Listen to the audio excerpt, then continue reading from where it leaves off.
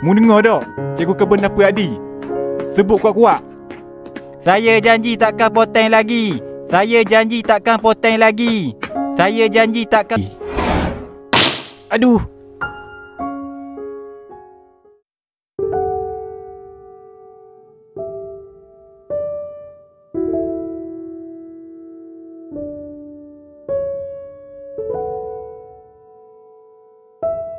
Cikgu acak kali dah wui muka dengan Mung belum Ning. Lepas Ning memang kena panggil pula Mok ngayah Mung. Dan kemungkinan Mung ni akan kena gantung koloh pula. Cikgu hilang dah timah rasa dengan Mung Ning. Memang tak boleh nak buat apa dah. Ke patut buang koloh je Mung Ning. Arif. Hai. Arif. Mung Ning dalam banyak-banyak masalah disiplin dari dulu, cikgu seje respect dengan Mung Ning. Dok isap okok.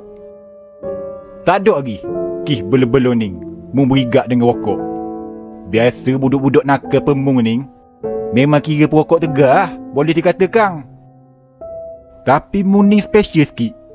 Dok pula. Walaupun perangai sama naik je belaka. Nakal na'udzubillah.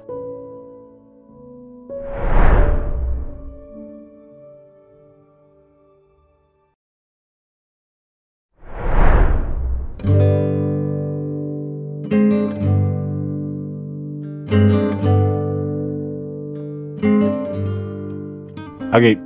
Hah? Kenapa bang? Mu tahu dok kenapa Ning? Tu kotak rokok. Berapa bang? Abang diisap rokok ke? Ada benda abang nak kabur ke Mung Ning pasal Ning. Berapa bang? Gini Rik. Abang Ning lalui semua dah umur bayi-bayi gemung Ning dulu.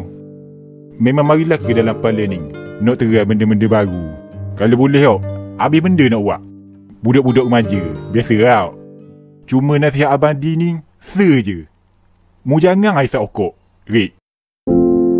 Kalau mu boleh nak terai isap okok, dengan alasan sekadar nak terai, dan suka-suka je tau. Mu jangan pelik kemudian hari kayak gini. Mu akan rasa nak terai isap dadah pula. Sebab berpunca dengan perasaan mu nak terai tu. Orang ramai luar tu, tahu je rokok tu tak ada pedoh langsung. Tapi, berapa orang tetap nak kita gerai juga. Jadi, dah pelik kita akan mari rasa nak terai dadah pula kayak gini. Memang ada orang yang isap okok tapi duk isap dadah. Tapi sekurang-kurang Mung duk bakar duit Mung buat beli rokok yang tak ada pedoh tu. Baik buat beli makanan, kenyang kot perut.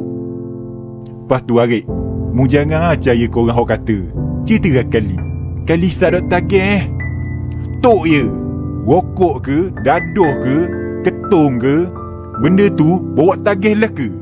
Hok cerita rokok tu bukan orang bodoh. Ia otak bisnes. Nak kesan kita lah ke?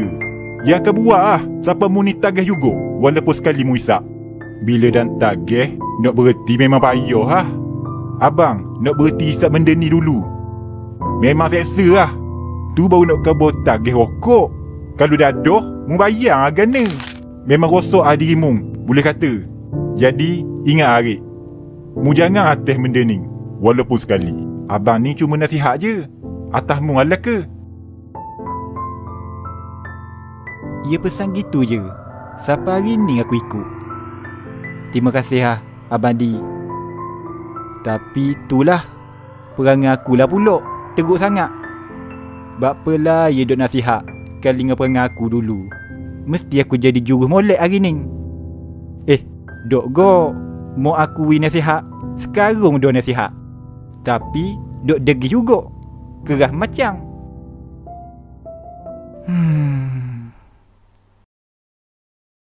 Kak Syuhada. Doa awak kak. Mau ni mari dalam hidup aku. Wak aku ni macam kejut dari tidur. Habis nyesal aku dengan perangai buruk aku selama ni. Weh,